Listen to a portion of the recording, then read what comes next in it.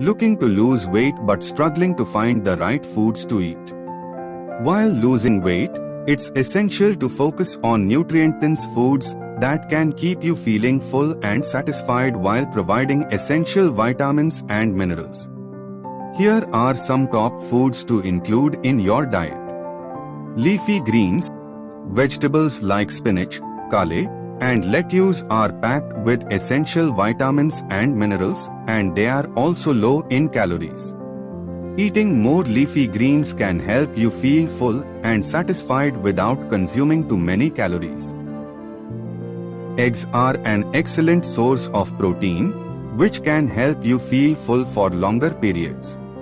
Research also shows that eating eggs for breakfast can lead to fewer calories consumed throughout the day, making them an ideal food choice for weight loss.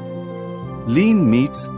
Chicken, turkey, and other lean meats are great sources of protein without the extra calories.